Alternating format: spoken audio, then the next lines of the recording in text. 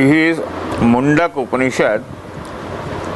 This is quoted mostly by people belonging to the Gyan Kand part of our tradition, not Karm Kand. Karm Kand means doing all the rituals. It is against Karm Kand, it is supporting Gyan Kand. In Gyan, so therefore, it starts with a prayer. God should help us to devote ourselves to pure devotional this thing and not the negative factors of life. Okay? 80,000 students used to study in a huge university run by Angira Rishi. They went and asked him, they wanted to know Brahma Vidya. Brahma Vidya divided into Apara and Para. Okay, now they put the question, the answer comes now. Vedas are divided into Para and Apara both. Apara is what you need in the world to create prosperity for yourself. You create new subjects, learn new subjects to increase material prosperity of people. Now this Apara Vidya division, 6 Vedangas, one of them is also astrology, is also Apara. What is the Para one? Now he will come to that. Now to understand Para Vidya, you don't need all these worldly appellations, qualifications, Brahmin, Kshatri, Vaishya, Shudra, any one of these things. Dark complexion, white complexion, nothing of that type. How do you read the essence? God creates the world, and there are different classifications according to this. One is Prakriti, the other is Chaitanya, consciousness. Prakriti is the inert nature, Chaitanya is what is conscious in us. These are available, and God who creates it himself is not involved in it. His karma does not lead to any consequence because he is detached from it. But human beings who are passing through the whole thing keep on doing their karma, and as a result of that karma they are born in different creatures, plants, trees, etc.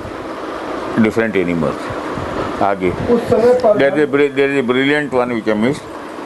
God creates this world like the spider weaving its net, spider, and when the time comes, withdraws and the whole net goes inside the stomach of the wife.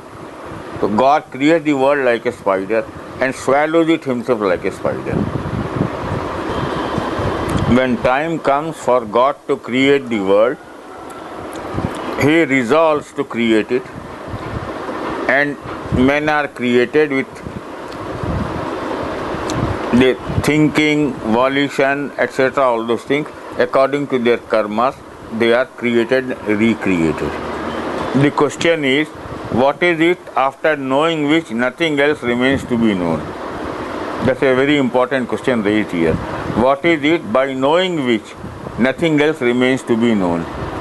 So they say, once you know the creator and the secret of his creation, you understand the whole thing.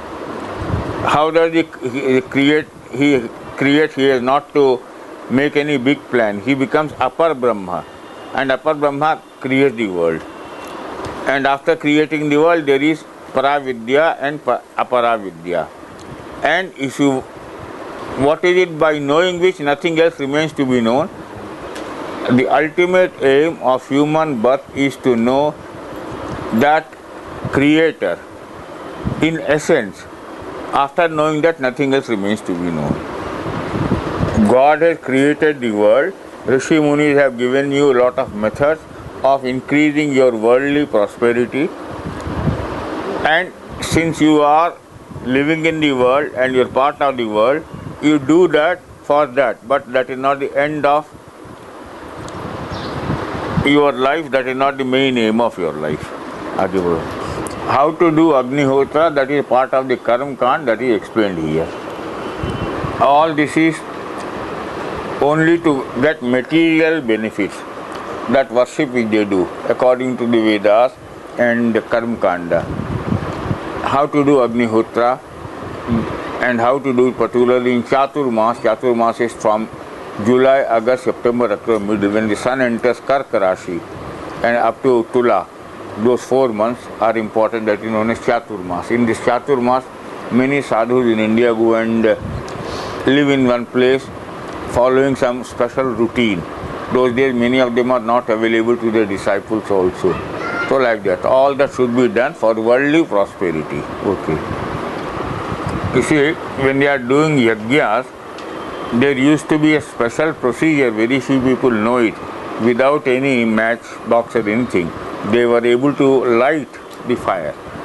And after lighting the fire, the god of fire is said to have 7 types of hunger, which have to be satisfied through mantras. All that has to be done. In other words, doing Agnihotra, pleasing the fire god, will take you after death through the rays of the sun to the world of gods. In the 8th chapter of the Gita, this is explained. When a man is doing all these deeds, Karmakanda, he goes even after death up to one of the lokas, up to Brahma Loka. That is returnable. He goes right there, once he begins to enjoy in that world also, but he has to come back again and take a birth. It is not the final solution because it is not a final salvation for him.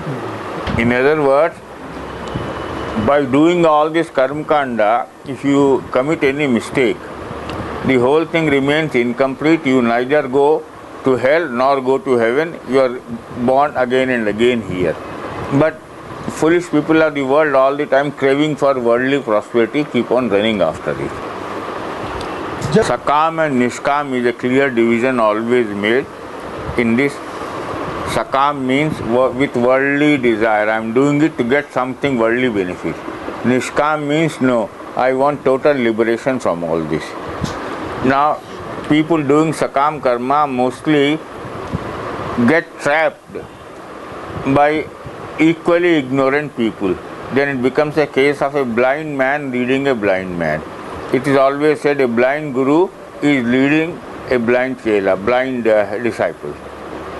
Now what happens is, not understanding the real essence, that is pursuit of the eternal, through Nishkam karma is the goal of life. Most of the people get involved in these karmas, and in the Gita it is explained clearly here also. As a result of that karma, they go to one of the lokas, one of the worlds, upper worlds, enjoy there, come back to the world. But they are not following the real path. Real path is the path of spirituality leading to total liberation. In other words, not understanding what is the true aim of life, how to go to that eternal bliss, they get strayed and get into this worldly mess. Through all the worship also they do only for worldly prosperity. And this is never gives them final solution, final salvation. People who really know the essence of human life, the main aim of human life, will be performing their duties, whatever the station of their life, whether they are a householder, a brahmachari, a vanaprasthi, or a sannyasi. These 4 divisions which you have in the country, they will be performing their duty without any desire attached to it to get any worldly prosperity. And finally, they reach the right goal. The right goal means getting salvation from where there is no return back to the human life and the world. In the Gita 6th chapter also this is explained. A man who is really desirous of knowing the real essence of life and getting final salvation should go to a guru who has understood this himself. Himself is seated in God, is self-realized. Pariprashnena sevaya is the word used in Gita. Go to him with a right proper approach, put the question, get an answer, and this guru helps him.